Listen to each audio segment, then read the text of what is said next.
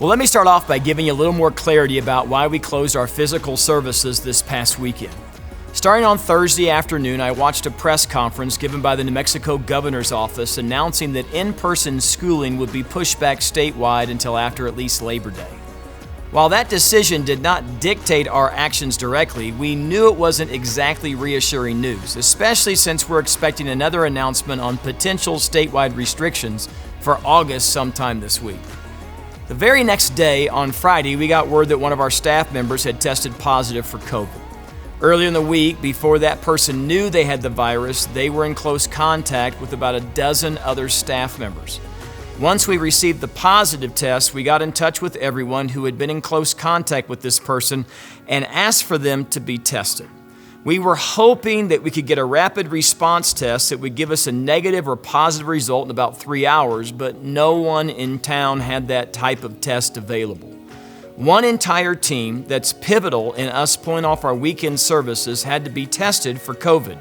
And since we had to wait almost 4 days to get the results back, we could not do our weekend worship services at our campuses and provide you with the safe environment that we've always promised that we would always provide for you. Now, those staff members all had to remain quarantined until they received their test results to make sure we weren't at risk of spreading anything to anyone else. Now, the great news is that all of our staff tested negative. So at this point, the virus has not spread to anyone else on our teams. I just want to say a big thank you for being so understanding. So many of you understand how difficult all these decisions have been, and I appreciate all your prayers for me, for our church, for our staff, and for the church throughout the world. I saw this post the other day on social media. Maybe you've seen it too. The post read this: "Your pastor has never pastored a church through a pandemic before. When he opens, people are going to say he should have closed, and when he closes, people are going to say he should have opened. Pastors feel awful right now asking people to continue giving because of the economic crisis that this has created, but it also can mean keeping the lights on or not for a nonprofit. Your pastor is going to make some difficult decisions to protect his people, considering everything from your spiritual growth to legal liabilities that you aren't even thinking about. I promise no one wants things to go well at church as much as your pastor wants things to go well." Now, I don't share that with you to try to garner sympathy. It's just another perspective that I wanted you to hear.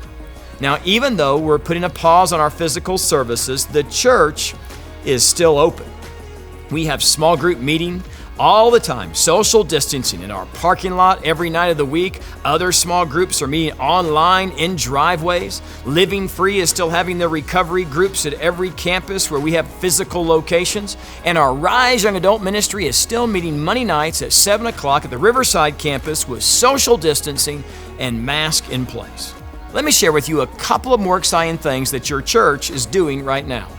First, if there's one non-COVID related question we receive all the time, it's this one: when are we going to release some Sagebrush music? Well, friends, you are in luck. We have a Sagebrush cover of the song "The Same Jesus" coming out this Friday, July 31st.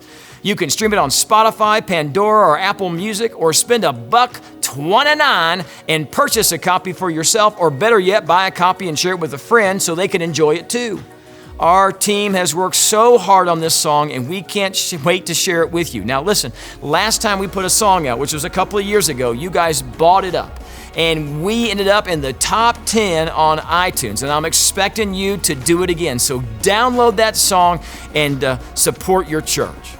This weekend, I'm going to continue our new series called Clue as we continue to look at the book of 1 John. We're going to be in John chapter 11, 1 John chapter 11, starting in verse 11, where John tells us that Christians must love one another.